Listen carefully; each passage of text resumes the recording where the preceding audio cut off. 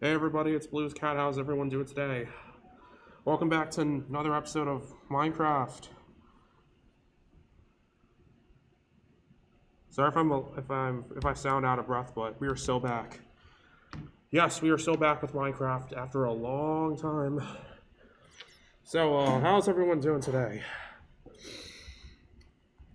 Yeah, I was doing some running around for a bit. Had to run to the thing, and yeah. What is the thing? I don't know what the thing. I know what the thing is, but I don't know. I don't know if I want to elaborate further, but it was sort of an important thing. It was a short trip, relatively short trip. Well, what I meant by thing, I just went to my place in my local community center, which I'm recording at right now, and yeah. So how's everyone doing? I'm doing pretty nicely. Just got back from. Oh. So yeah, Easter is in 1 week from now, or 2 weeks from now. Actually, it's in 1 week. I don't know what I'm going to be doing for Easter, just nothing. So yeah, we're in apparently I found myself in an abandoned mine shaft looking for something special.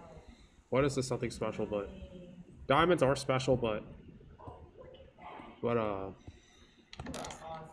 yeah.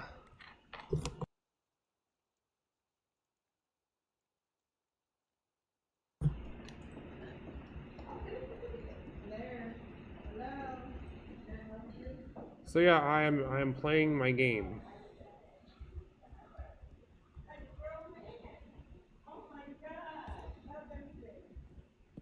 So yeah, we're in an abandoned mine shaft. We're in a cave. Nothing much to do. Wait, we're actually gonna explore. So yeah.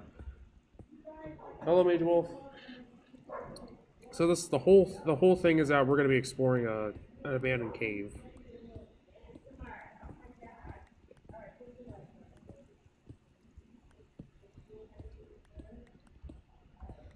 So what I've been up to recently, on Roblox, I've been playing this indie game. You know, anyone who's been watching my channel knows that I've been playing a little indie game called Tinykin, and I want to make a fan game out of it. A fan game based on Tinykin. So yeah, I've actually made a character. I've actually made a model of the main character from the game, Milo, or Milo Dane. And so just like Tinykin, it's going to be a sort of an action platformer except with 3D visuals. The character models are going to look 3D, original characters. They have a sort of a different playstyle from. It's going to be more or less the same, like Tinykin's gameplay, except different.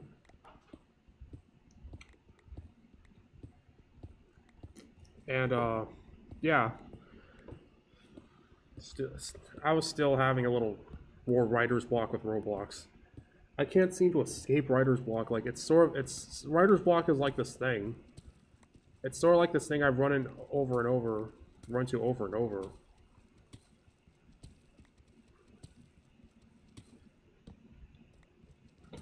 Everyone experienced writer's block, but I feel like I've been one of the people who've been hit hardest with it by the most.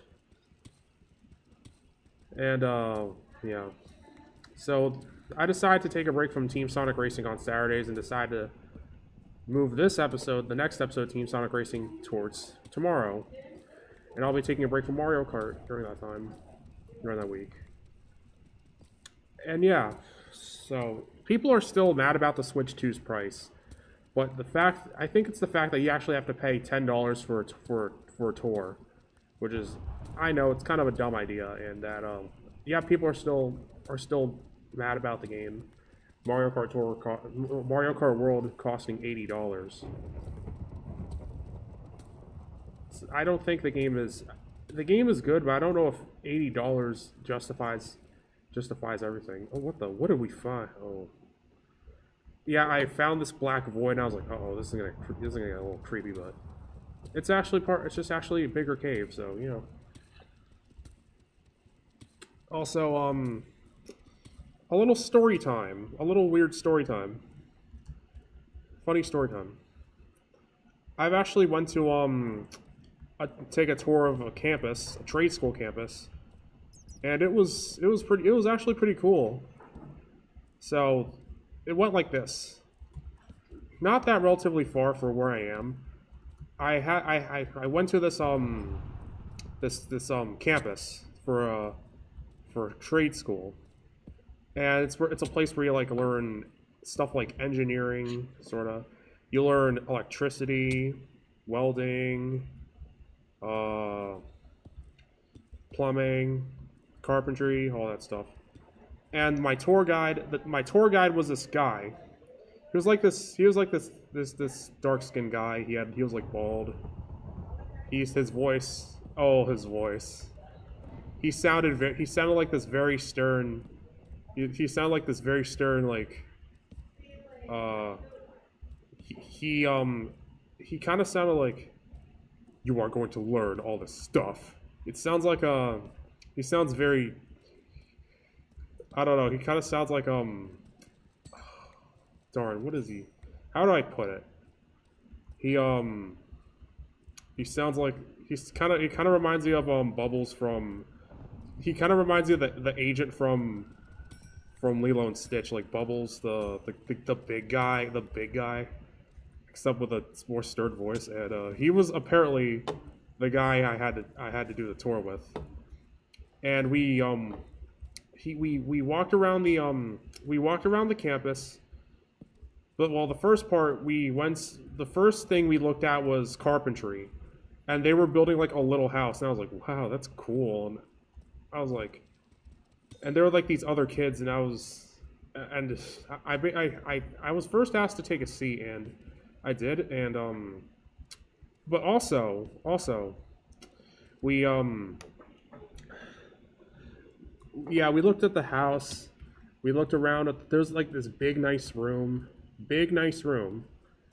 and that's where when they built the little house. And the next thing we looked at was electricity, and when we looked at the electricity room, it's the classroom for electricity. I was like, oh no, that's when all craziness broke. So like that's when things started to get really crazy. Like there were like these. It wasn't that crazy, but there were like these The actually crazy part happens after the electricity. The crazy part happens after the electricity room, like the next class after it. So the electricity class had this they had circuit breakers. But the guy asked me to look at the circuit breakers. I was like, oh my god, so this is what the circuit breakers are? And the guy was like, we're not going to assemble the circuit breakers. You are going to make the circuit breakers from scratch. And I was like, oh crud, oh no. You are going to build a circuit breaker. And I was like, wow. And he said, yeah. Before a circuit breaker is actually a circuit breaker, like the ones you see in your home, that gives the I'm a grown man trying hard, struggling to summarize what a circuit breaker is. But I know it's in there, but I'm just trying to put it. Circuit breaker is a thing that is like a little electrical box that basically supplies that grants the power to turn certain things on and off in a place of your home, like a bathroom or a garage or a living room, etc. But before a circuit breaker is called a circuit breaker, it's actually called a junction box. But the circuit breaker is actually the little meat and potatoes, like little organs, the guts of a junction box. And the guy said we have to build an entire circuit breaker from scratch. And I was like, dang, I have to do all of that. Yeah. Thankfully, the guy said I had to take pictures with my phone, and I was like, yeah, I did. And I took pictures with my phone. But that wasn't the crazy part, though. The craziest part was what was after the electricity class. It was the HVAC room. And you, Age Wolf, or someone else, you might be asking, how crazy can a room like that be? And I was like, oh ho ho, you sweet summer child. You sweet summer child. The HVAC room. So there were a lot of like these air conditioning machines, these pumps, these radiators, all this stuff. And the guy said, you are going to be building and learning the components of all these machines. I was like, wow. But also, there was this book. There was also this book in the class. Yep, there was a book. Like a big book. And he put the book on the desk. And he opened the book. And he was like, you are going to be using this book. And yes, yeah, that, of course, we're going to be using the big book for the class. Because what's a class without taking notes from a big book? But it's not just a big book. It's what we had to do with the big book. The guy said, you're not going to read parts of this book. You are going to learn every single thing from the book. Like all the pages. You're going to be reading all the pages from the book. And I was like, what? All of that stuff inside that book. I don't know if I was really confident to... All those pages, like so many pages, I don't know if I could really, you know, process everything inside, all the contents inside that book if I want to learn HVAC. And I was actually intimidated by that. Like, you know, back in school where we had to do certain things, I had to learn certain stuff in like those little math books. Like, does anyone remember those cool little math books with the cool like crazy designs on the covers? And the thing is that we only learned what the teacher assigned us to learn, but here in HVAC class, we actually had to learn everything in that book. All the things we gotta know if we're gonna do HVAC, and I was like, oh my gosh.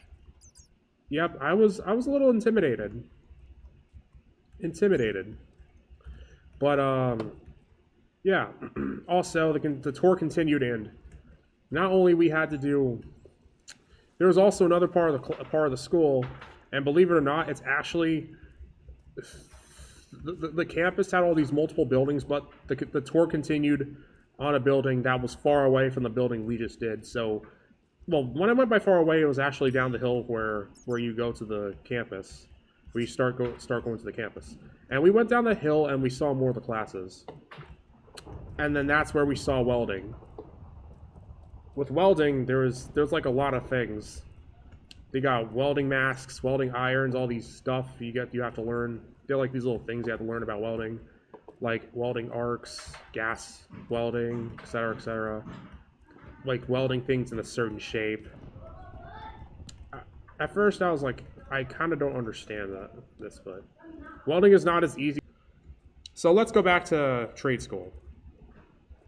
So after the welding class, I saw the carpentry class, another room for the carpentry class, and it turns out they were also building a house.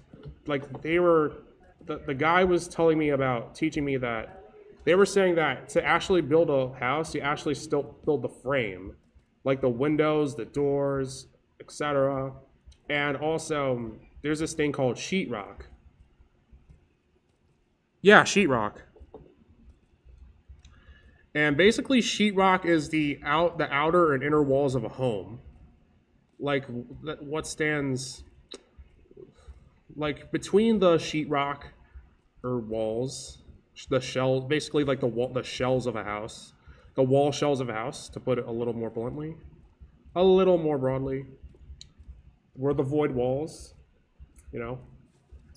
So yeah, that's sheetrock, and they also had some wiring going on and plumbing too. So, well, plumbing was the first thing I saw in the first room of the carpentry. And they were actually building like a little birdhouse. So about the carpentry class, it looked very simple, but the thing is that we have to take like 4 or 5 individual classes. So the tour was actually pretty nice. And even though the guy who was hosting the little tour, he sounded stern, but he's actually a very nice guy, and he sometimes he smiles, and half the time, or a lot, he smiles. And he's a very nice guy. He is loud, booming, stern voice, but ultimately he's a good person. It's just his voice. He is a very chill, nice man. So after the tour, after the tour, that was a nice little tour, and I don't know. I still kind of deciding which class I actually want to take from there. I don't want to take welding. I don't want to take plumbing. But I have this. So I have a choice between either electricity or carpentry, and I thought carpentry would be the more easier ones. It was the easiest one to do. I thought carpentry would be pretty nice. It's pretty funny that it's kind of a little funny coincidence that I'm talking about carpentry and such in a game where you can sort of do just that, like with Minecraft. Like, you build a house, you can wire electricity. I don't know about HVAC. Like, HVAC doesn't exist in Minecraft. I don't know. Well, you sort of got plumbing with like I don't know, sort of got plumbing. It really depends. You got carpentry in Minecraft. You sort of got electricity with the redstone. So yeah, and Minecraft is a really good way for kids to, you know, learn all that stuff. It's just that it's not as simple as it's like in the games. But it's a good jump. Sort of good step, hop, skip, jump, fly. So yeah. Oh yeah. So going to a trade school is going to be an experience, but it's also going to be a little confusing. But as long as I take notes, it's going to be fine. So yeah. Anyway. So I'm exploring the caves, figuring out where do I want to go, what do I want to do. I have a crafting table. I have all these stupid rocks cluttering my inventory. It always happens, especially with the likes of granite, cobble deep slate, like all this garbage. Oh, can I just throw these in the nearby lava? I ever so want to do it.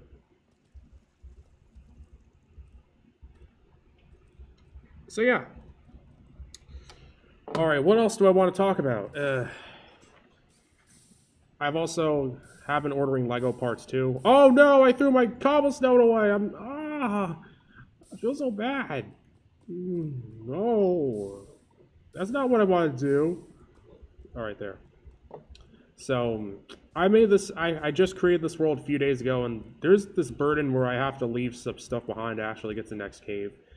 But believe it or not, the objective of this world for me is to find a lush caves, another lush caves place, because all the past things I done, the past lush cave stuff I had in this game, they either got blown up or I lost some stuff. Either I lost because some stupid mobs killed me, or because I just got lost. So yeah. So that's the objective of this world and today's episode. Hopefully find a lush cave and, you know, explore it. Oh, my diamond pickaxe is giving out. I'm going to keep this thing for the whole adventure.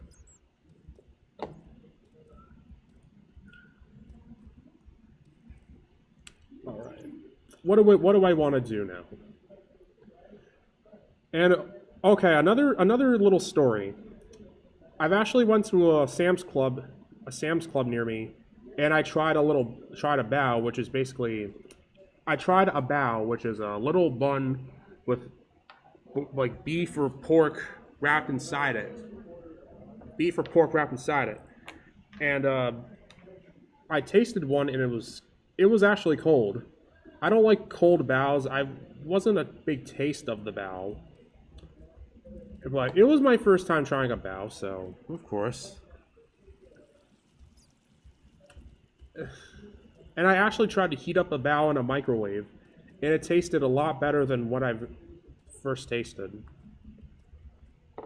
Like I like dumplings, but I don't know if bao is my cup of tea. Another Chinese cuisine I had. I've had lo mein, I had pork fried rice, I had egg roll, but the one thing I never tried in my whole life was an egg foo young. Yeah, an egg foo young. It's sort of like this omelet. It's an omelet dish, but I never tried it.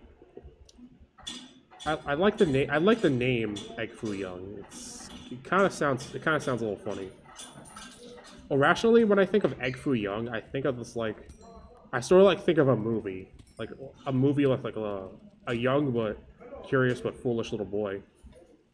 But I've also watched this. I've also kind of had this idea when I was watching an episode of Donkey Kong Country called Ape, and there was this episode called Ape Fu Young, and it was about Donkey Kong drinking a little potion that makes him younger.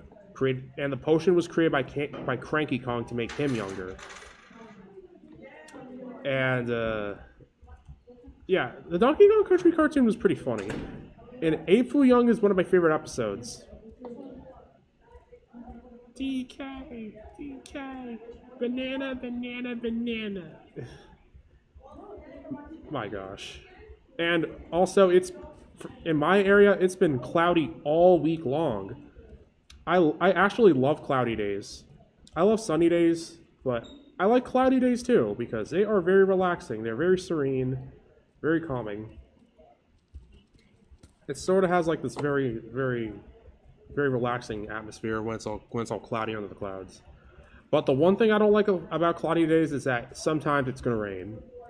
It's just there is this inevitability that it's gonna rain. And walking around in the rain with cold shoes is my least favorite thing.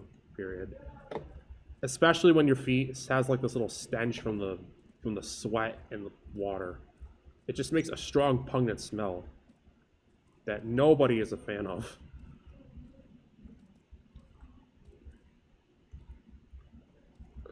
A repugnant smell. And speaking of repugnant smells, you know, I have a few friends who play Magic the Gathering, and those in times where I've come to the library where they meet, I've been noticing some very bad smells. Like, I don't want to be mean or anything, but when it comes to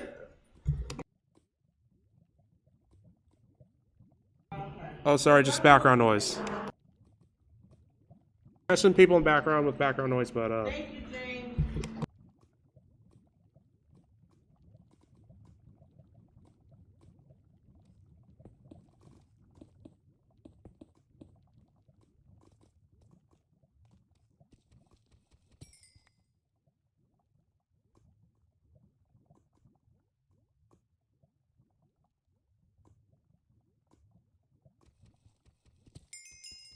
so yeah, Magic the Gathering. After the background noise, I'm sorry. It's okay. Yeah, I'm sorry. Yeah, this today has so far has been a little noisy, but I can sort of excuse. But please bear with it. So about the Magic the Gathering players, you know, I have a few friends who play Magic the Gathering in my local library, and believe it or not, whenever they do gather around, sometimes I come on Thursday, sometimes they come on Fridays. I come to the library on Fridays, but I don't know much on Thursdays, but whenever they gather around to play, well, Magic the Gathering, I notice a very sort of a bad stench. Like, Magic the Gathering players tend to be notorious for the stenches. Yeah, stenches. Magic players tend to have stenches. But I'm not trying to say in a mean way. It's just that Magic players tend to experience bad smells, tend to give off some bad odor, especially when they're in closed spaces or tournaments. Like Magic Gathering, I've seen different posts on the internet, different forums, where people are complaining about the smells of Magic Gathering tournaments and how people need to bathe.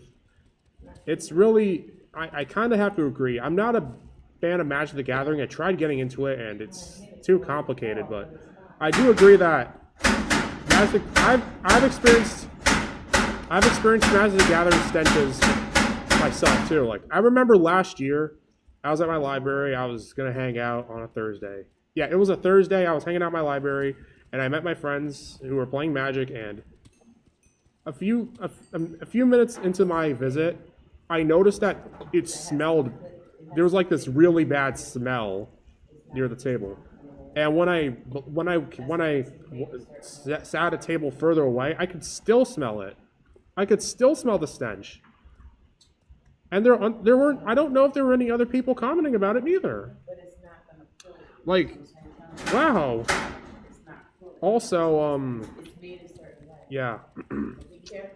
But this whole stench situation is not just Magic the Gathering. Apparently, it's also spreaded to this whole stench thing is also spreaded to stuff like Yu-Gi-Oh, Super Smash Brothers, any card game community or whatever, game tournaments, where the stench is also a problem. Where stenches also tend to be a problem, and it's, believe it or not, it's so bad that even Konami had to enforce hygiene rules when it came to stuff like Yu-Gi-Oh. And I can't agree. Like, what's with people prioritizing plastic or cardboard playing cards over their own hygiene or health? Like, some people prefer to be stinky over. It's like people. It's like. So guess what? Wow. Oh, what? I found big iron. Ooh. Ugh. Oh, you really know how to be mean to a guy game. Come on. You baited me. You baited me. You were baited me. You was mean to me. Oh. I was baited with a big iron and I fell in trap. Like, okay, back to what I was saying. Like, Magic the Gathering card game players there are types that tend to, you know, like, there are card players that tend to have this thing where they don't want to take a hint about hygiene and just, like, decide to smell for the rest of the game. And the stench, like, what's with people, you know, what's with people stenching, preferring to be stinky over, than rather just, yeah, that's what I don't get. It happens in conventions, it happens in tournaments. There are people who just rather want to show up stinky than you know, do the smart thing first and, you know, shower or bath, anything really, to do anything, like play games. And I also had another experience like this too. It's not just the library. I was at a Walmart somewhere. And I was at a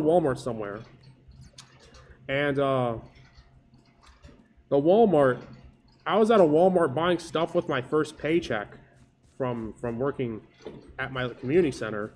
And there was this big guy. At the tech center. Like, I was picking up an SD card for my Nintendo Switch, and there was this big guy.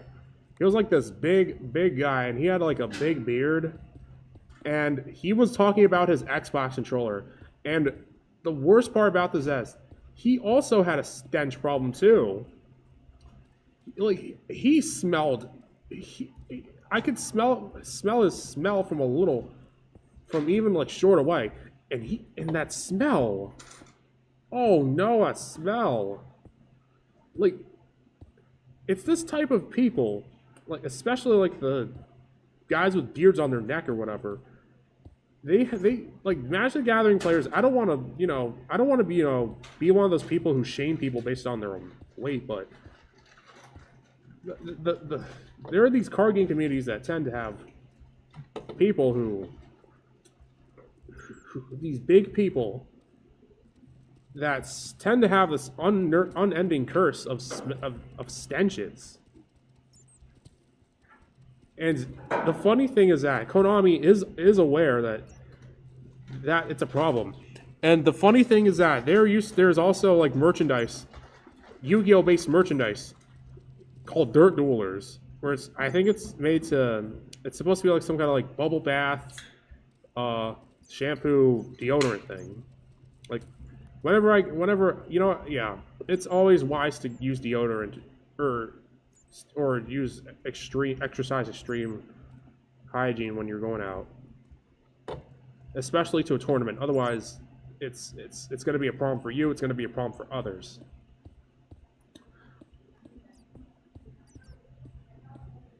I just don't get why people would prioritize Japanese anime playing cards over their own health or anything in general relating to nerd stuff.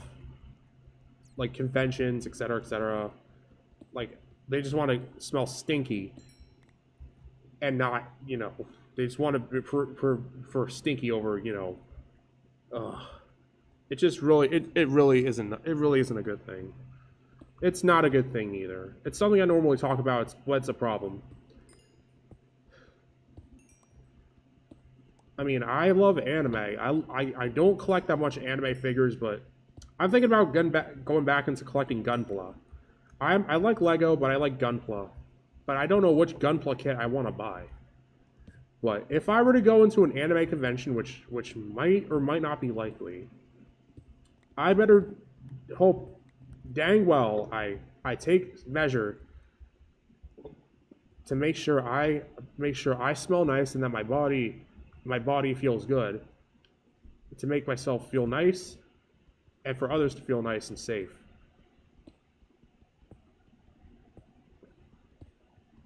I just don't know I just don't know why people just, yeah.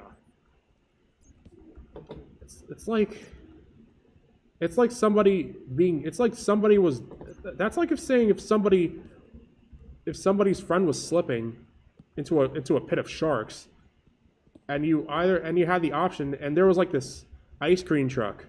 Let's say if you had a friend that was about to fall into a pool of sharks, and there was this ice cream truck. Do you save the friend or go get an ice cream, risk him falling? Like, what is more important, the friend or the ice cream?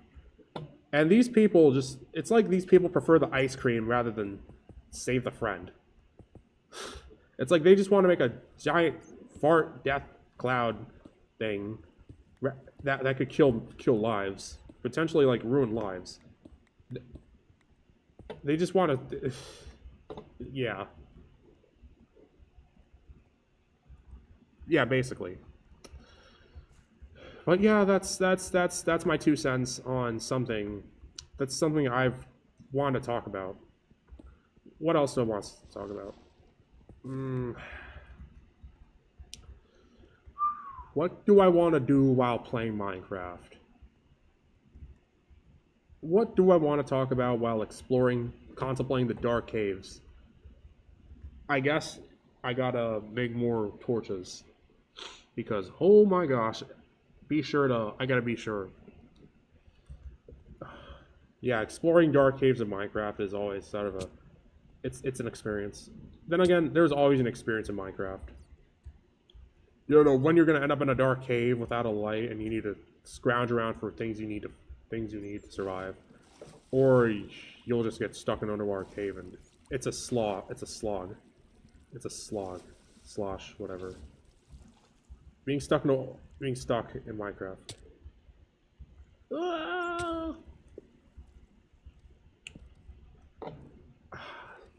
Gosh knows how many irons, and I know exactly what to do with it. I'm gonna make a lot of materials. I got a big block of iron.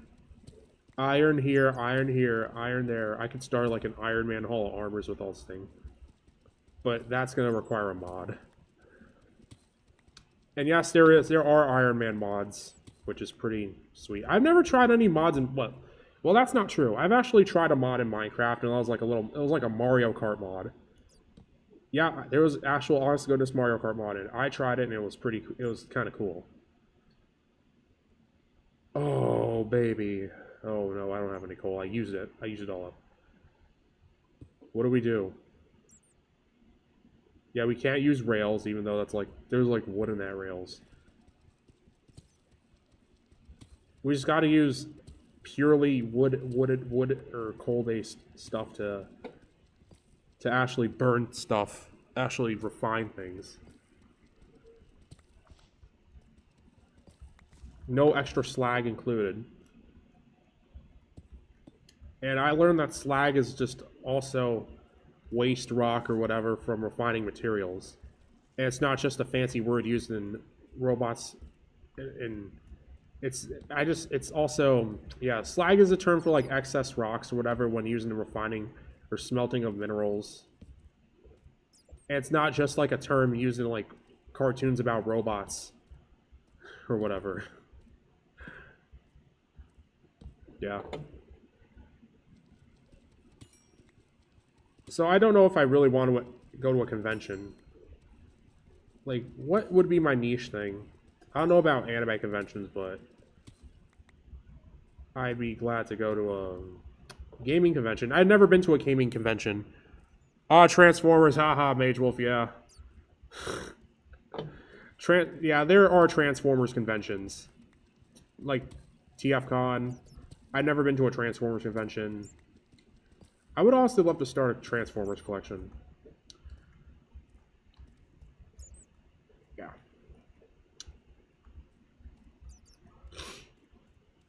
That is a big hole. That is a big thing. I think we got to the top of the bit. Ooh, coal. Don't worry, I've got some water to help me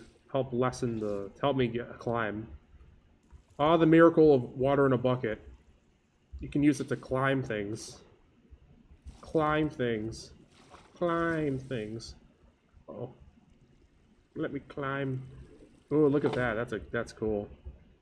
Oh, look at that. Look at that. Give me that coal. Give me that coal. That's sweet, sweet coal.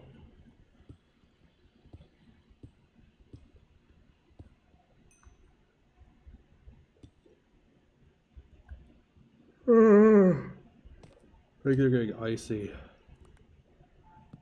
Wow. This is getting. Oh, more coal on the ceiling. How much coal can there be? Quite a lot. There's a lot of coal. That's a lot of coal. It's a lot of coal. Okay, so I don't know if I really want to keep exploring the caves, but I think I can. I think I want to escape now. Yeah, let's do that. Let's escape the cave and find another cave system, and hopefully find the thing. That's the special thing, the lush caves. It's special, but it's not a surprise. But it's still special. And yesterday, for dinner, I actually had a huge pizza pie. It was this pizza with extra cheese and chicken. And you know how much I love stuff like that. I don't know if I would really want another cheese with extra chicken today. I was thinking about having having it today, but I felt like I also want to have Chinese food today for dinner. Like mostly every Sunday, practically every Sunday I have Chinese food for dinner, but sometimes I shake it up with pizza. So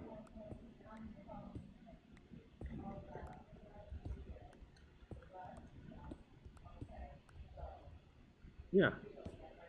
I think I want to have Chinese today.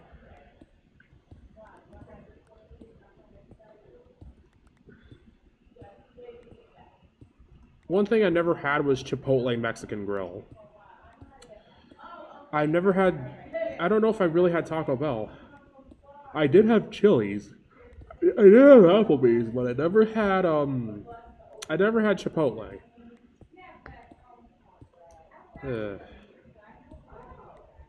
I never had PF Chang's.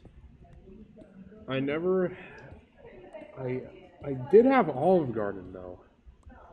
Olive Garden was pretty good.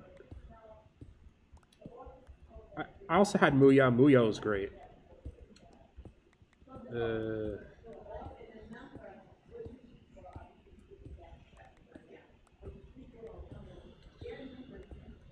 Pizza Hut. Maybe I had Pizza Hut. I had IHOP. What else I had? I didn't. I never had Little Caesars. Pizza. Oh, jeez. You know, I could imagine Hot Pockets being a restaurant chain of its own, but I don't know how that would actually work. How would Hot Pockets as a chain would work? Let's think about that. You know, Hot Pockets would be like sort of like an all-you-can-eat buffet sort of thing, but I doubt that. I doubt that.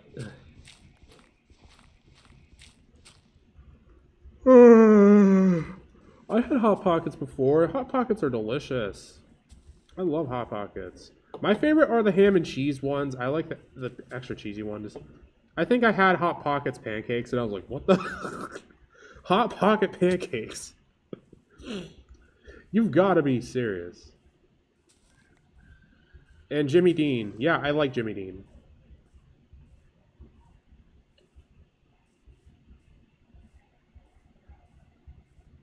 I like Jimmy Dean.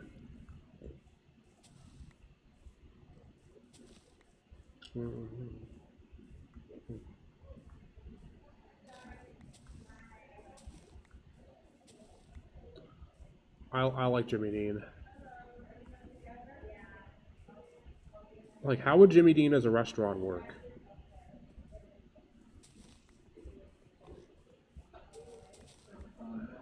I don't know. Yeah, Hot Pockets restaurants aren't a thing, nor is Jimmy Dean restaurants. They're just something, they're just ideas.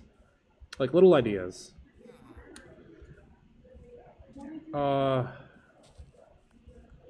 I know Sabret is a chain throughout New York City, throughout the cities.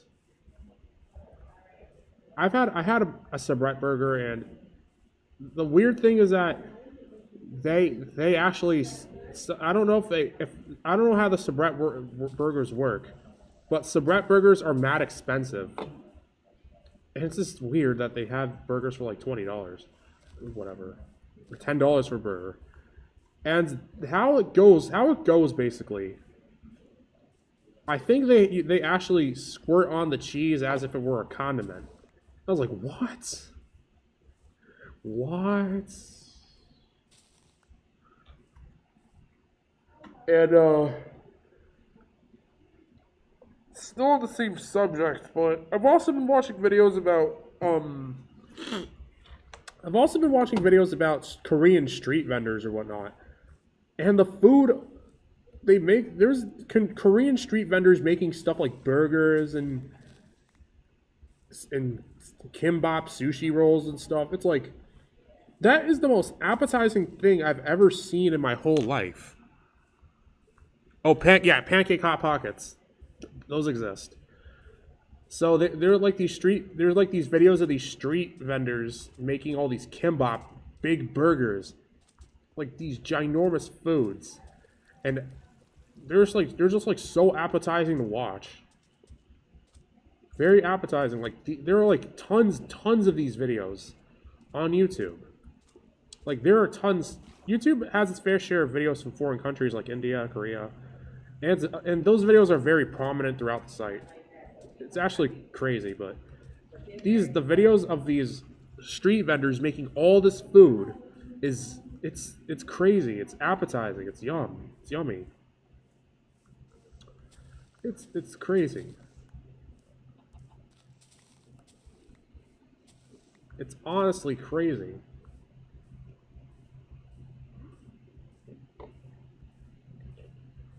It's super appetizing. It's honestly super appetizing. I mean, it feels like I just want to fly to Korea and eat the food and just eat the food there. Man, there's so much food a man could take. I tend to be a hungry guy too. Sometimes I think about food, sometimes I just long for food. But that only happens during midnight. And I, believe it or not, am not alone.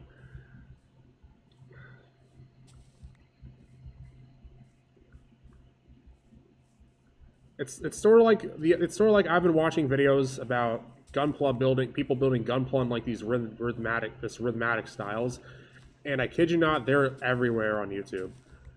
Yep, there are videos where people build Gunpla casually, but there are like these videos where they edit it in a way so it's like rhythmatic. And I saw one where this guy was building like a new Gundam, and he was playing the Char's Counterattack PS1 game. Like there's so much. It's like I feel like YouTube is a place where one certain type of video or other, it can just bloat a site. But it's not necessarily a big problem. But it's just that the creativity, like the certain variety of videos. in a certain editing style. It's just, you know, it sort of is a big problem.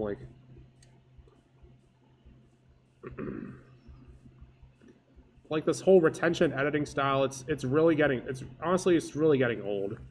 Like, it's really overstaying its welcome. Like, this retention style editing on these YouTube videos, it's absolutely getting old, like where they have the subtitles on the bottom.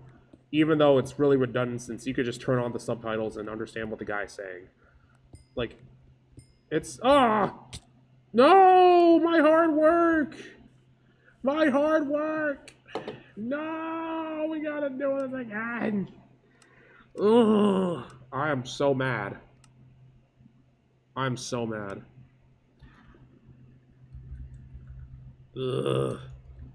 Yeah, I'm gonna call it Subterra Azuria because... Or Azulia. Let's try Subterra Azulia. I am ticked. I am ticked. I just died. I just fell to my doom and I wasn't even aware of it. Ugh. Also, hello, bunnies. Ugh. I am so sad. All right, back to basics. Back to square one. Ooh, nice flowers. I've spawned in a relatively pleasant location, so let's go. I don't want to disrupt this gentle ecosystem, so I gotta take my tree punching business somewhere else. I don't want to disrupt this gorgeous ecosystem. I mean, there's bees, there's a donkey, there's sheep. So I could do some light exploring. There. I don't want to turn off keep inventory because I'm not a coward. But no offense to anyone who has keep inventory on. I just want to toughen things up. Like, people who play with keep inventory on, you're not a coward. You're just, I know, you're just scared of your precious items losing. I don't understand how they feel, but I just want to toughen things out. I just want to toughen things out. You know, really up the stakes. But I feel like I want to have a little fighting chance by turning on peaceful first. And once I get my house out of the way, then I can let the bad boys come out. Alright, so this place looks a little void of flowers, so I guess it's time to start tree punching. Time to start it. Yeah. Wait, we can make charcoal out of wood. How does that? I still have so much to learn. Leaf litter.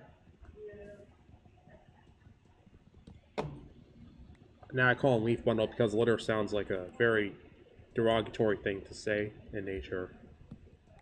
After all, littering is bad. You know, I kind of sound like a school nerd using big words. Like, just because I wear glasses, that doesn't mean I'm gonna be like the dorky geek smart nerd thing. That thing has been done to death. Like that classical archetype has been done to death. Oh yeah, I've also renewed my Netflix yesterday because I didn't know what to do with a bunch of the money I had for my paycheck. So the thing is that when I go into a trade, after I do my trade school thing, if I find a job in my area that has to do with my certification, but if I don't, I could always work at the post office where they charge big money. I can do post office work where they have big money. Big money. They pay big money. And I love to work in the post office, but it'd also be nice to develop a big skill too. I mean, I love electricity, so electricity I'm confident about learning about electricity, and I've been watching videos about electricity, and how you know how in the thing there's this little like thing in a light bulb that actually makes the light. It's called a filament, and the bulb is sort of like a bubble that protects the filament. And I actually learned that the AC/DC in AC/DC is actually called an alternating circuit and an alternating current and direct current. But I don't know exactly what it is. I don't know exact true meaning behind the alternate current or current, but I've also learned about in this video about parallel circuits. But let's see if I can actually memorize anything from that video I saw the other day. Alternating circuits, alternating circuits.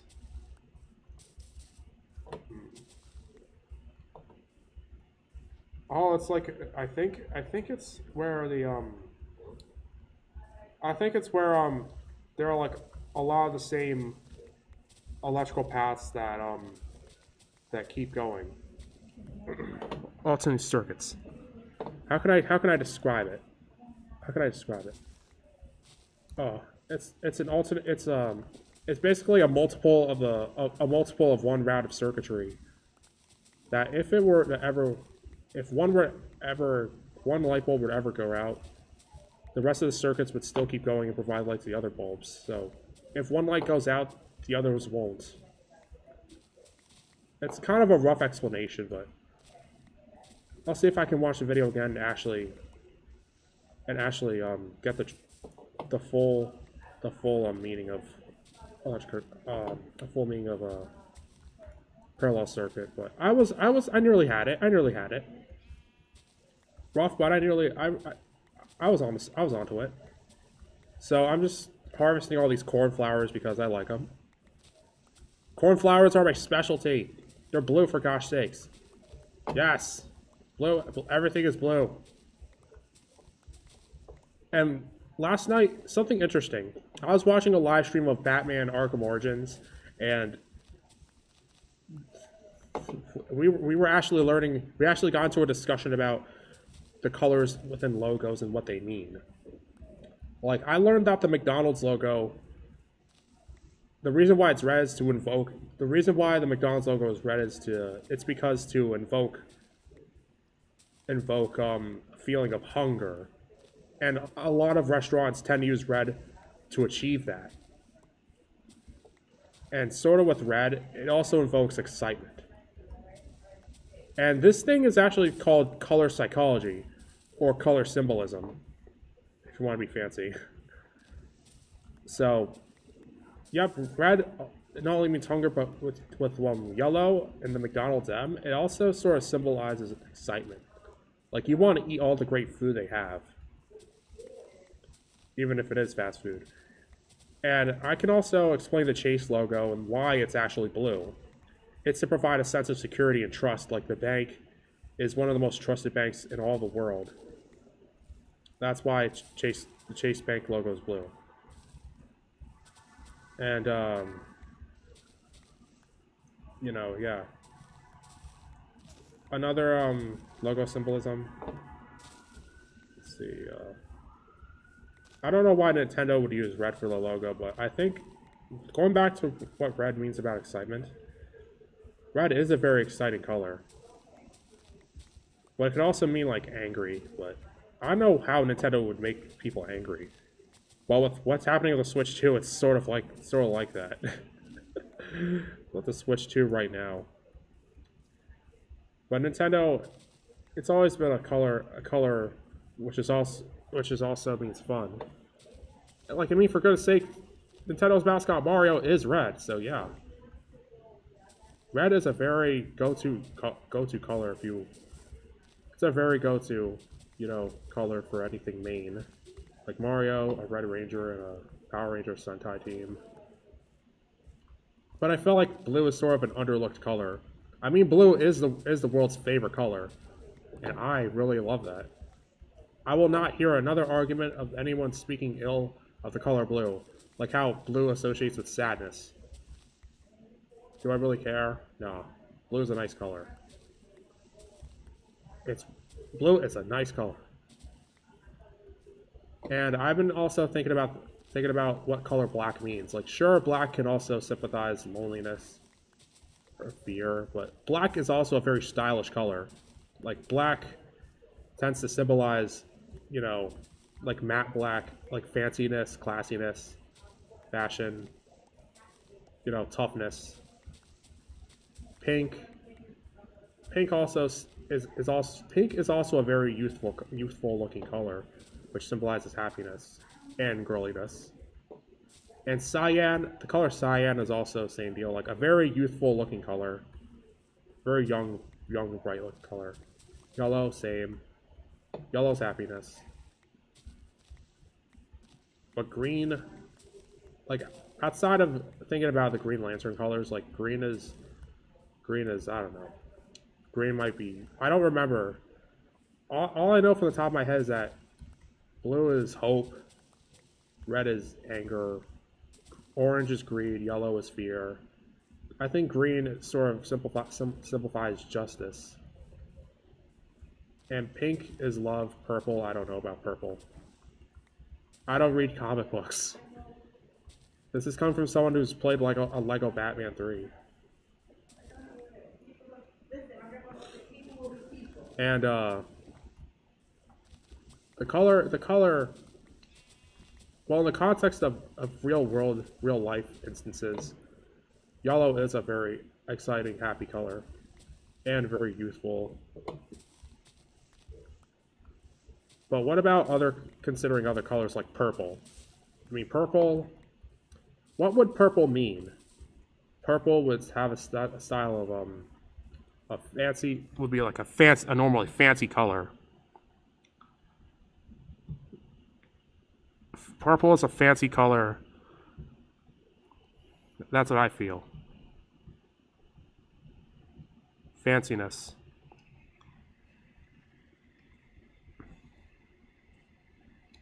Like fancy purple.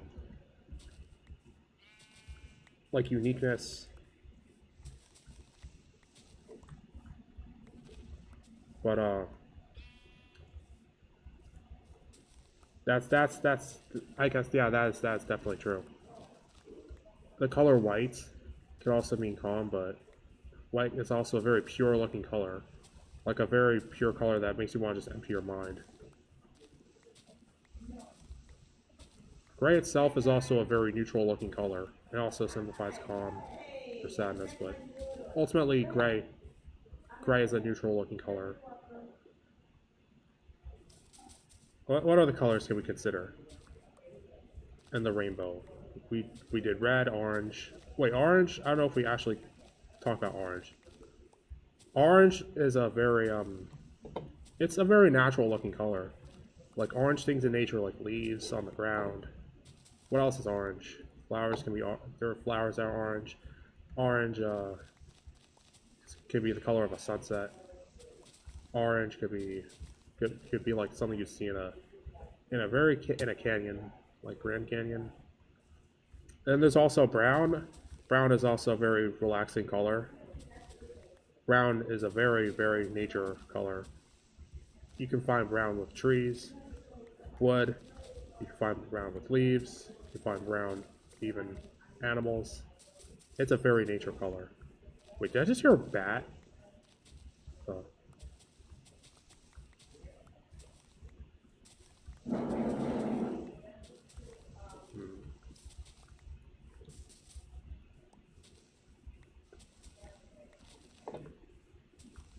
What? Yeah. What about the color green? The color green in color psychology. Oh, green. What would green mean? I just gotta search my heart and think about what green would feel. I think green would also mean very progressive, very well, not like progressive, the company progressive. I'm thinking about green. Like green would also seem like a trusting color, but green, like with creation art block, trusting, also green. Like professional. I don't know about professionalism, but I can sort of see it.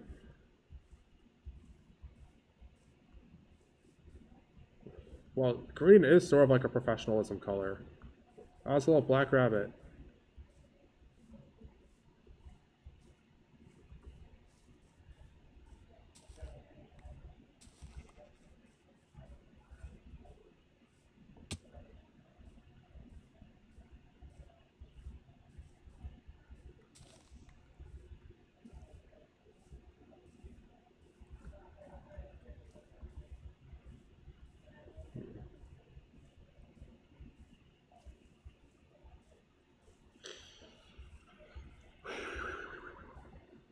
Yeah, color psychology, color symbolism. It's a very interesting subject that everyone should learn. Very interesting subject that everyone has to learn if they want to get into like logos or whatever, or just anything really. Now, what would the color blue actually mean to my channel? What the color blue actually means to me as a person? I think blue has a sense of fun, sense of pride, sense of bravery, and I think blue is just a very visually appealing color to me. I've been loving that color since day one, and it's actually became a brand for my channel, BluesCat. I thought blue would also be a very adorable color, and I have different shades of blue on my avatar: dark blue, sort of like cyan, see a bit of cyan, maybe black. I've learned that I also learned that from a really cool video about character designs, that if you're going to make a character, you have to have like a primary color, a secondary color, an accent color. So I have this sort of like personal color choices, color palette of mine. Like I use blue as a primary color. I like to, like for me in style, I wear blue as a primary color, black as a secondary color, white as sort of like an accent or a tertiary color, silver as an accent. I like silver. Oh no, a tree's burning. I think silver is a nice color. I mean, gold is a color that signifies superiority. Gold is a color that means top. Even though, ironically, gold is a very soft metal. No, the tree's burning. No! Stop fire! No! Only I got to burn it down. Only I got to light the wood. No! No! No! The fire's spreading anywhere else? No! Oh, thank God I stopped the fire from spreading. This is what's left of the tree. But anyway, I'll just cut my losses and take it. The loss will be in my favor, as I now have wood. Sorry, little tree. Boy. So about the color silver. What would silver? Going back to how gray would be a neutral color, sort of like in between. Thinking about second place, taking second place in a race like Mario Kart. The color silver means you may not be among the best. You may not be first place, but you still get good. But also, silver would also mean a very fast professional color. But in the context of my favorite color, in the context of why silver is also a favorite of mine, it's just a nice looking color. It sort of looks like a very nice, gorgeous color. A very slick color. And with bronze, I don't know what bronze would actually mean. I don't know what bronze would symbolize. Bronze and like, I don't know. Bronze is a very sort of like an old, elderly looking color. Like getting rusty, whatever. I mean, rust is brown. So bronze is kind of like an old man color. to put it like that. To put it in a weird way. In like a blunt way, but yeah.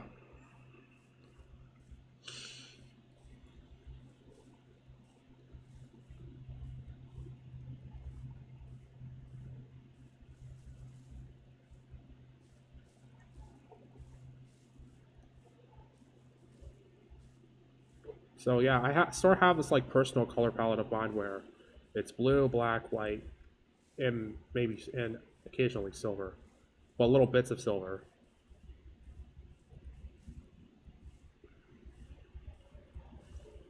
Yeah, there's this guy who made a very interesting video where he's talking about the character designs of Concord and what's wrong with them, and he also gave us a little course on what colors mean for a character. Like, what does a color say about a character? And that you can't just have a random pitter patter of colors, and that there's something that has to do with tone, color. There are like tones. You have to like different tones of a character. You have to have different accents, saturations, so all that stuff. But it's very important. Color is important to a character to tell you what a character is all about. What does the color mean? It's not that you just put a color on a character. The color has to mean something. For example, Kirby. Kirby is pink because he's adorable, but he also has red. The red has to mean something. Like Kirby is pink, which he may be pink, which means pink is cute. But with Kirby, the red could also mean fierce and bold. But Kirby is a bold character. I mean, he's been on a lot of journeys. He's been kicking butt. Kirby is one little puffball that nobody would ever pick a fight with. He's destroyed gods, so yeah, he's destroyed like evil gods or whatever. So Kirby is a tough character. Red is tough, a tough color.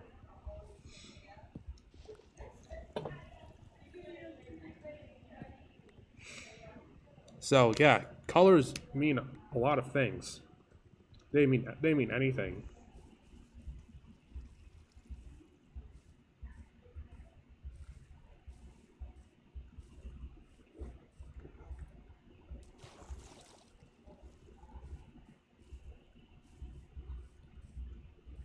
So, believe it or not, Kirby was also originally going to be yellow, but I don't know how it would see yellow with Kirby. But yellow would be a very bright, fun-looking color. So Kirby is bright, fun-looking. But with orange, I don't know about orange. Like Kirby doesn't feel. I feel that Kirby with orange doesn't seem. Kirby as orange as his main color would really make him a little tough. I don't know if I would find a sliver of toughness in the Kirby wearing orange, but yeah. But there are many colors of Kirby in Super Smash Brothers.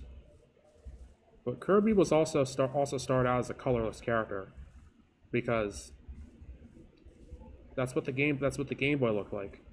That's what the original Kirby's Dream Land looked like. There was no color for Kirby, so Kirby was this white little guy. That was until Kirby's Adventure, where he started to get his pink.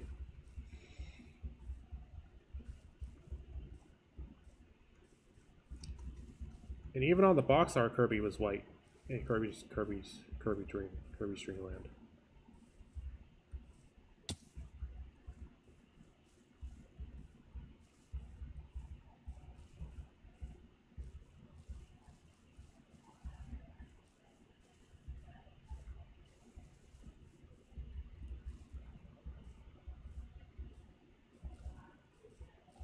Yeah.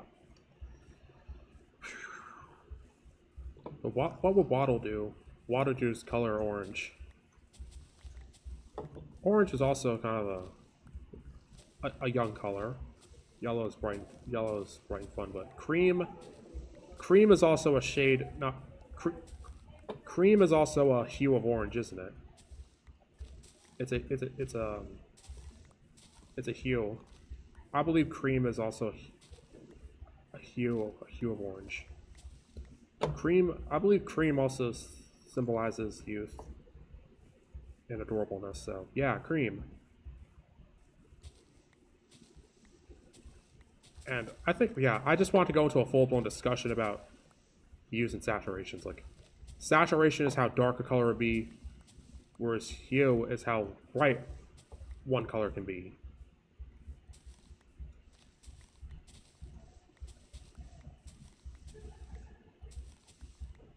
So, for example, navy is a hue is a saturation of blue. Like, navy can represent toughness, like the U.S. Navy. Very tough color. Maroon is a color of maroon is a shade of red. It's a saturation of red. But I think maroon would also would be a sense of fashion, Like red could also be fashion. Maroon can also have a super fashion too. Maroon blood is sort of maroon color. But I don't know what any like negative feeling I had to make with maroon. I guess maroon could sort of like be a sinister color, like an evil color.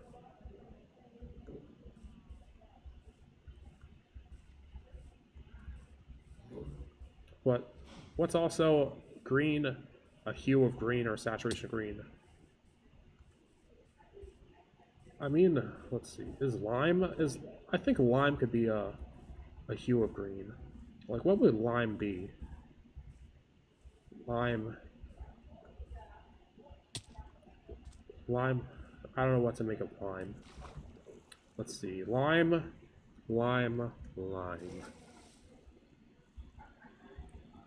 I think lime could simplify freedom, like peace and freedom, like over the sun, over green grass. You see a bit of lime, like green, like the freedom and happiness of nature, wanting to go outside. That's what lime means for me. And I think olive could be olive is like a shade of green. What would olive simplify? I think olive would be like I kind of see olive as like a cozy color, like a cozy, relaxing color, like you see it on pine trees, you see it on all. I don't know if you can see olives. Yeah, olives can be fine. I mean, olives can be like dark green. But yeah. Wait, what is cream is sort of a shade of orange, but brown is a hue of orange. Well, no, I got mixed up. Brown is a shade of orange, while cream is also a hue of orange. And a hue of orange, a hue of yellow. I think it might be either cream or cream. Yellow can be cream, right? Cream. Yeah. But it's also tan. Tan is a hue of yellow. What would tan simplify? I think tan would also simplify youth and brightness. Blue, serenity, stability, inspiration, or wisdom. Calming colors symbolize. Yeah, blue. Yeah, I'm a serene guy. I like serenity. Blue is stability. Yes, perfect stability. Perfect stability. Inspiration. Yes, blue. I'm a very inspiring guy. I tend to be inspired, or I inspire things into people. Wisdom. Yes, blue is a wisdom color. Very wise color. I'm a kind of a guy with wisdom. Blue is a wise color that can be found in a lot of places or whatever. Blue is a common color indeed. I tend to be chill. I'm a very chill guy. And with reliability, yes. Reliability. Yes, Mage Wolf gets it. Reliability. Blue is a reliable color. Like Chase, like the Chase Bank. They will protect your money. They will make sure you pay the bills. They make sure you have food on the table. Anything. You know, I might have not thought about it for a while, but Mage Wolf, thank you for reminding me of all the nice things blue symbolizes. Blue is a very trustful color, but there's more to blue than just trust. There's a lot of great things.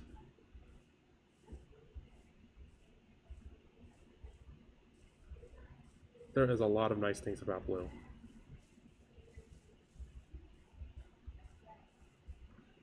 So cyan, I want to jump to blue, but I was going to talk about how olive might also be a shade of yellow.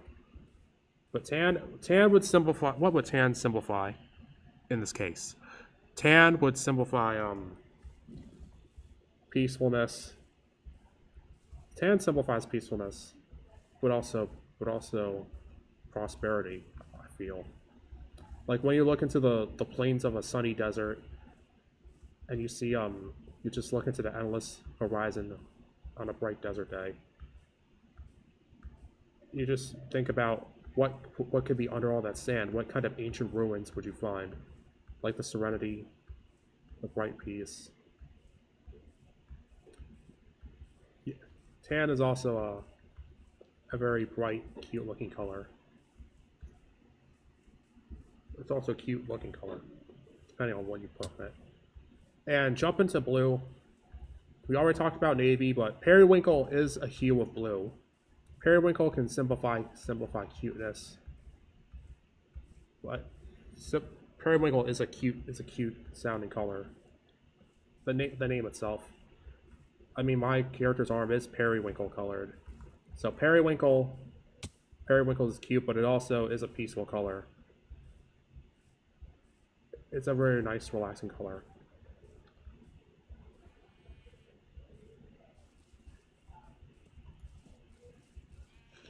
And pink, purple. Purple is a shade of pink, isn't it? I feel like, yeah. But pink, what is lavender? Lavender is a hue of pink. Lavender simplifies calmness. Lavender is a very beautiful. Lavender can also mean beauty. Lavender, femininity. Well, femininity falls under beauty. So, periwinkle, well, lavender is a very, very beautiful color. A very beautiful color, and lavender smells beautiful too.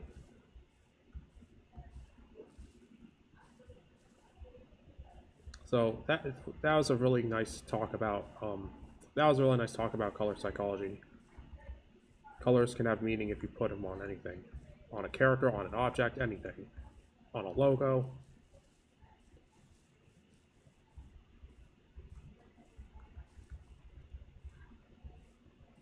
Anything really.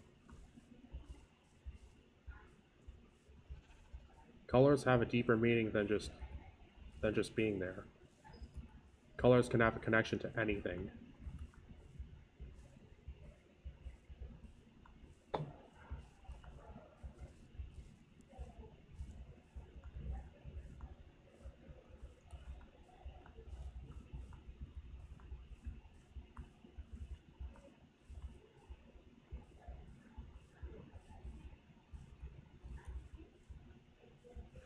So after that nice talk, we're just gonna talk about exploring Minecraft because I haven't found anything out other than a lot of cornflower. But I think I might want to start chopping a little more trees for more possibilities of getting stuff.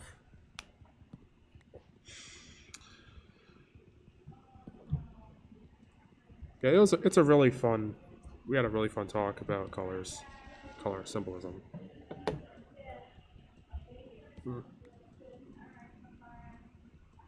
But one thing I also want to add on to white is that white can not only mean calmness, but I feel that white can also mean godhood. Like white can also symbolize power among all of the things, like the ultimatism, if that's even a word. White means superiority, like godliness. Like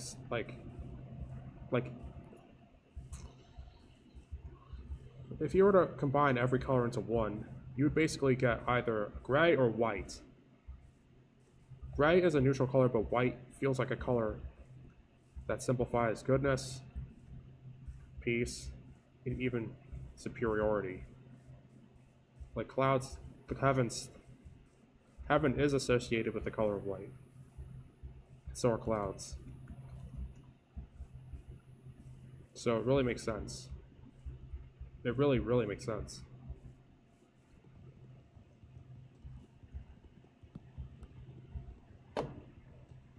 But I don't know if there's really a color for purple. Purple is. I feel like purple. I think purple is a shade of pink. You know what it is? Purple is a fancy color.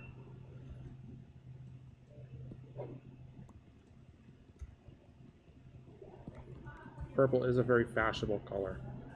Like I could imagine somebody pulling up pulling up to a party in a purple suit. Like, man, that is very fashionable. That is fashionable. Yeah, color is a fun subject. I always love learning about. I'm very passionate about. Very passionate subject. Color is a fun is really is a fun thing to talk about. And the symbolism behind such colors. they're not just they're not just light. Colors are not just what our eyes perceive in light. Hey, you know what the heck? What is this? What's with these pigs? Like different colored pigs. Like colors, I feel that I hear that different voltages of LEDs, different colors of LEDs also determine their voltages, like little LED bulbs. So I have the feeling that we are not we are not seeing the world sugar coated in colors, and that everything is really colorless. No, no, no. Colors are as real as it is, right down to the very molecule. I feel it's not what we see; it's what colors can also make up anything.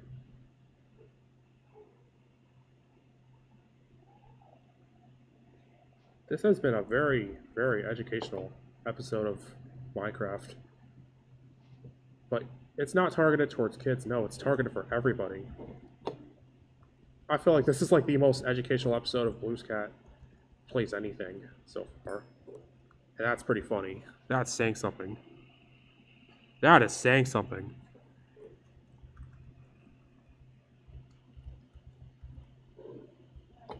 So I don't know if I could actually find a lush cave, but I'll keep going for a little longer, then I'm going to call it a live stream. But we've actually learned a lot of things. Aside from electricity, colors. I learned how it's also nice to take care of your body, but it's also what we also learned is that caves in Minecraft can also be dangerous if you're willing to enter the unknown without knowing the consequences. But and just because you have a certain playstyle doesn't mean you're necessarily weak. I mean, blue is not. Sometimes blue can often be seen as a sort of a weak color, but I learned that blue is not blue is not a weak color, nor is it a very intimidating color. It's in the middle color, but it depends on who is blue. Blue is not weak, nor is it menacing. It's a color for many things, like what Mr. Major said. And as a matter of fact, red is also a nice color. Colors can mean a lot of good things, a number of bad things, but it depends on what the colors on.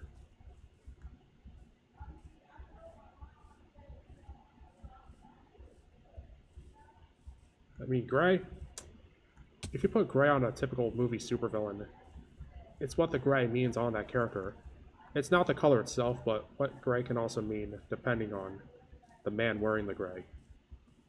Gray could also mean the hair of a mentor, heroic mentor guy, a grizzled guy, or gray could be the color of a movie supervillain with his pet cat purring. Yeah. Color is it's very fun to talk about, especially with what they mean. So far, this is my favorite episode of Minecraft, of my whole little Minecraft series. But believe it or not, I haven't been numbering my Minecraft episodes, but who cares? They're not really that serialized anyway. It's just little random adventures. Sometimes my worlds get deleted, sometimes not. It's just funny. It's just fun little adventures. Sometimes it's not a real objective. Sometimes there's objective. Granted, if I even make it or not, but in the end, it's still fun. It's still an adventure. Heck, even doing things aimlessly, you can have a lot of fun, learn experiences from it. Like the many mobs walking around.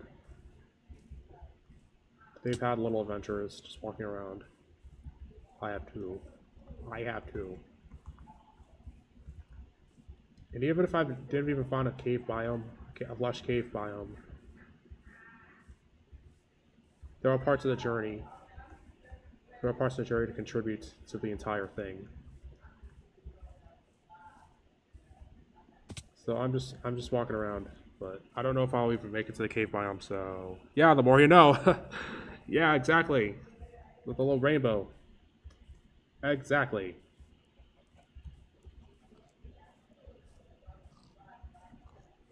So I just see a lot of birch. I think I can go pick up some birch though, sure. Let's get some birch. But I don't want to... There are flowers there, so I don't want to butcher this nice place, though. We gotta go find a place where... I feel it'll be... I gotta find a place with birch trees untouched by flowers. To not ruin the scenery. So far, it's kind of difficult, but we're making it there. We are making the journey. Oh boy. Oh boy. Look at all that stuff. I think we might be getting there. We might be getting there. Oh, I see it. There's subtle flowers everywhere, but we're going to reach it. Subtle hints of flowers here. But we're gonna find it.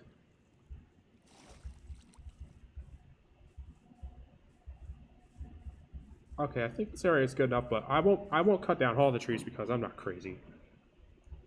I'm just gonna be getting a select view. All right, let's go. Because I'm on the move. I'm a nomad.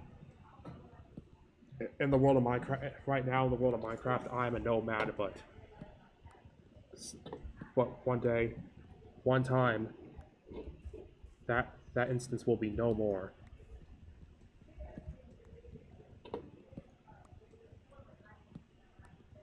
Let's go. Man. Oh my god, these trees are bunched together. So it's like a huge conglomerate tree. But you know, the more the merrier. Come on. Even if I have a puny axe, I still got the touch.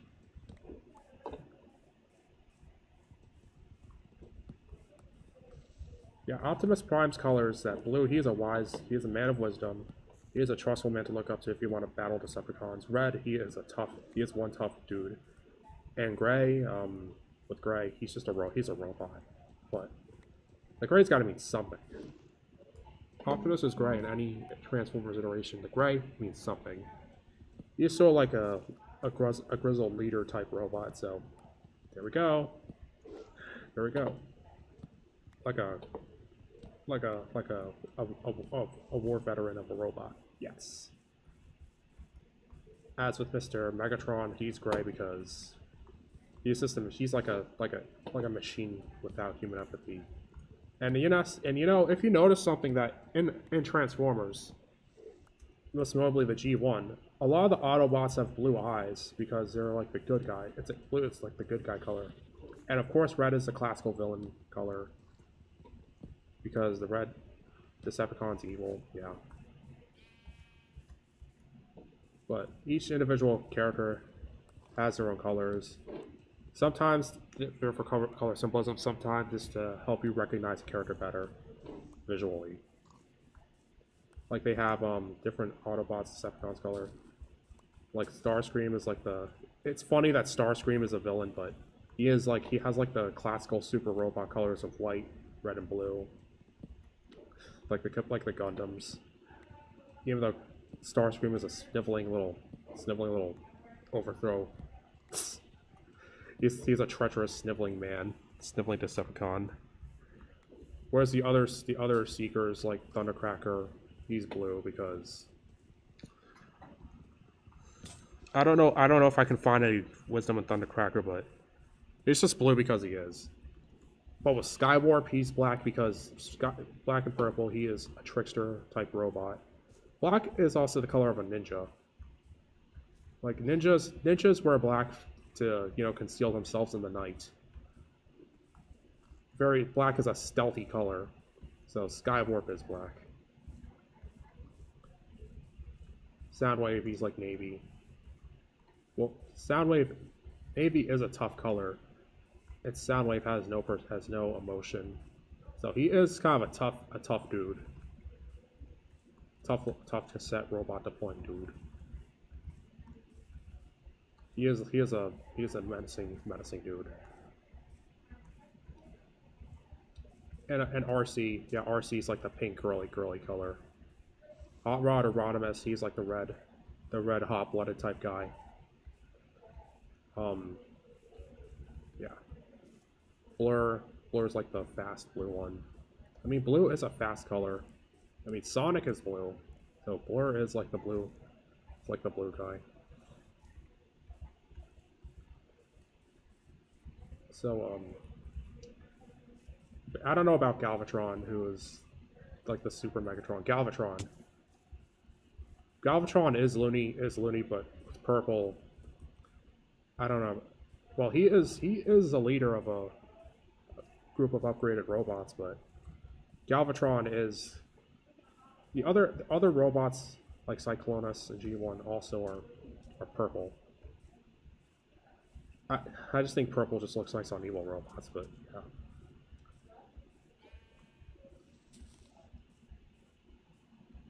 What other Transformers characters I want to talk about? Well, Bumblebee is a little youthful. He is yellow. He is youthful, kind of cute. He's the bright robot. Shockwave, yeah, Shockwave. I can see a good reason why Shockwave's purple. He is sort of like a stern commander. He kind of has some kind of like superiority over Cybertron. He's the guardian of Cybertron, and he's like the purple dude. The purple does look nice on an evil robot, but also has a sense of sort of uniqueness. Well, he is unique since he never came to Earth with the Autobots, unless we count like that one weird frame in the one episodes. But purple is a very unique color, very stylish color.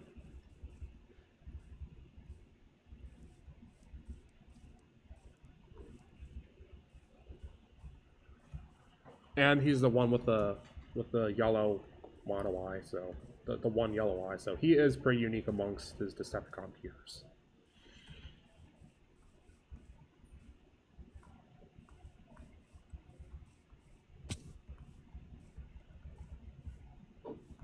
Yeah, a lot of characters wear different colors. Like, for example, Naruto, he wears orange because he's also hot-blooded. He's also sort of a youthful guy.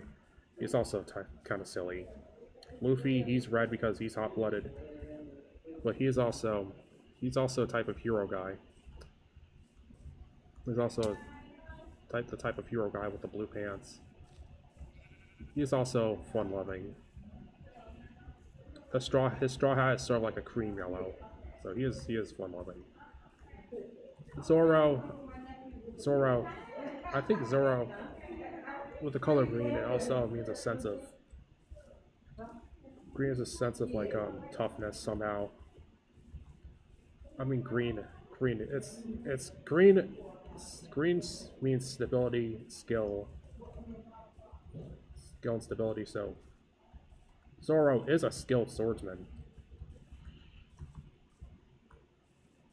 Nami, she wears pink. No, Nami has orange on her hair. I don't know if she ever wore pink, but she is orange because, again, orange is a very bright, fun color. And this is coming from someone who's not a huge fan of One Piece, but I'm just giving out some more cool examples. And of course, Goku. Goku wears orange because it's hot-blooded. Blue is heroic, shows his heroic side and compassion for the people he wants to protect. And Piccolo is sort of like the Sanji thing, where green means he's skilled warrior. Green could also be evil color, as Piccolo used to be evil, but Piccolo used to be the Demon King, but now He's just green. He's so like a lone wolf, and he's stylish as heck. He's a savage. And yeah. And with video game characters, Mario is red, so Nintendo. He wears the classical hero colors, red, yellow, blue, hero archetype color. Link, he is also green because he is a skill fighter. Depends on how well you play as him, but yeah. With Hyrule champion Link, blue. He is a very trustful guy. Lots of stability. Very serene guy. He doesn't even talk. Link barely talks, but he is a very heroic dude.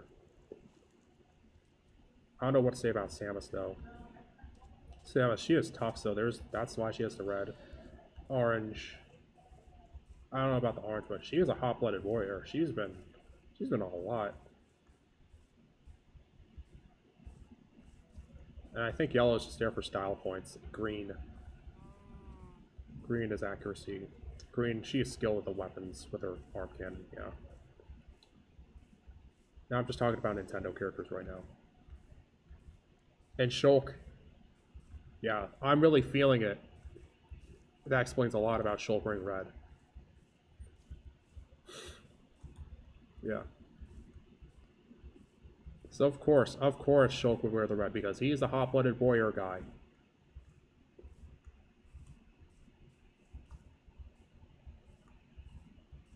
So it's really nice that I bet you all learned a lot of cool facts about color symbolism, color psychology, because somebody else on a live stream I watched last night was doing it. So I decided to do it too because why not? Why not?